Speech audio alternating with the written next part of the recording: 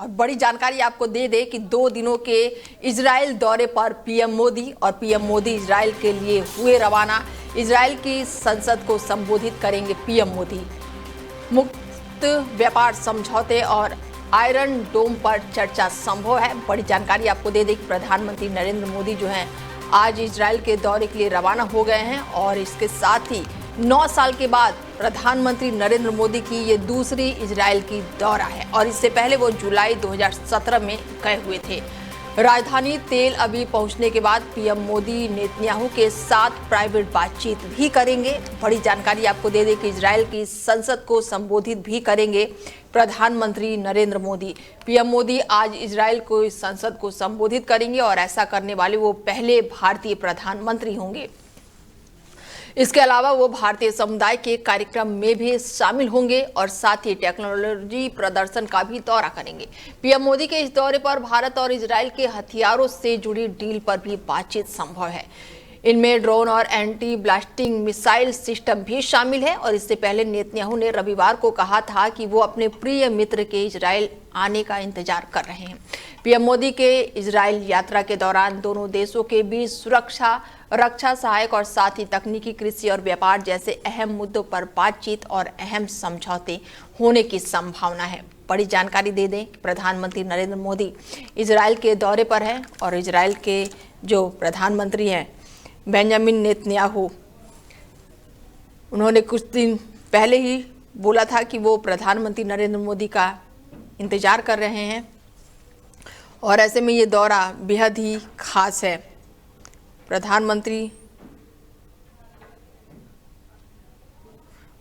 बड़ी जानकारी आपको दे दें कि पीएम मोदी जो है इजराइल के दौरे पर हैं और ऐसे में ये दौरा बेहद ही खास है। इजराइल के संसद को भी पीएम मोदी संबोधित करेंगे। 25 और 26 फरवरी को इजराइल दौरे पर हैं प्रधानमंत्री नरेंद्र मोदी और ऐसे में कई अहम बातचीत हो सकती है।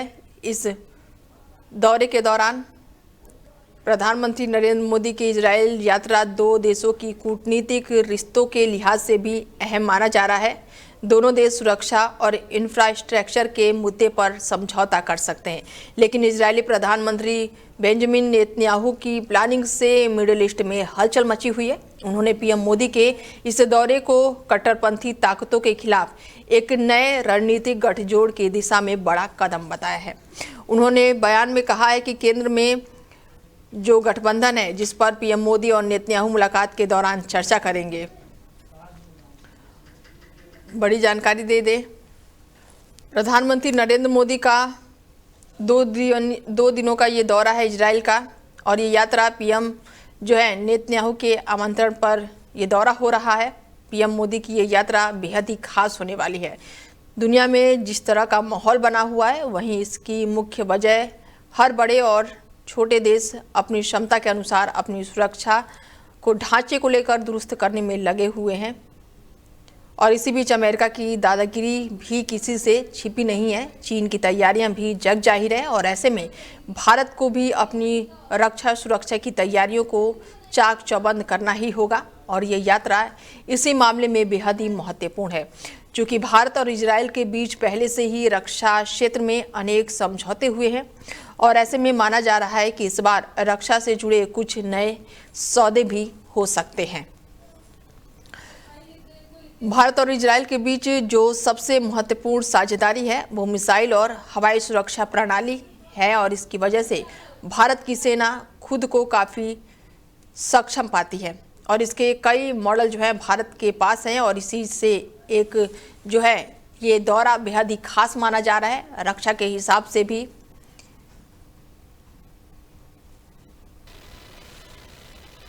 और हमारे साथ इस चर्चा पर जुड़ चुके हैं संदीप जी हैं, उनसे जानते हैं, राजनीतिक विशेषज्ञ हैं और उनसे जानते हैं कि किस तरीके से इस दौरे को देखते हैं। संदीप जी सुन पा रहे हैं मुझे आप? हाँ नीता जी मैं सुन पा रहा हूँ आपको। ठीक है, तो सर कितना दौरा, ये जो दौरा है खास है, इजराइल दौरे पर हैं मोदी जी?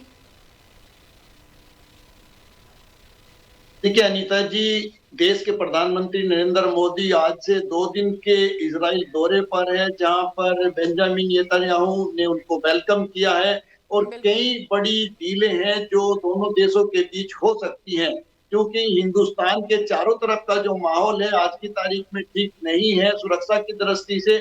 और इजराइल को ये माना जाता है कि वो आधुनिक हथियार, मॉडर्न टेक्नोलॉजी के साथ काफी मजबूत है और दुनिया के तमाम देशों को वो समय समय पर छकाता भी रहा है।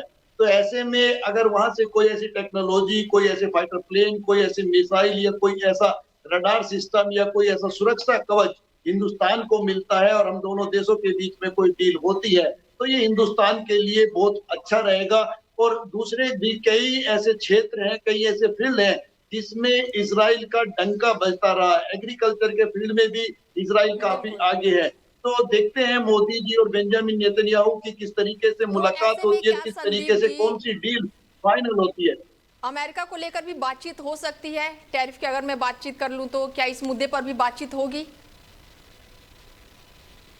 जी देखिए अनीता जी, कई चीजों को लेकर के बात हो सकती है, क्योंकि जहां तक इजराइल की बात आती है, इजराइल और अमेरिका के संबंध भी बहुत अच्छे हैं। तो ऐसे में मोदी जी, कई बार क्या चीजें होती है कि हम डायरेक्ट कोई मैसेज कन्वे नहीं कर पाते, लेकिन थ्रू किसी के हम मैसेज कन्वे कर सकते हैं।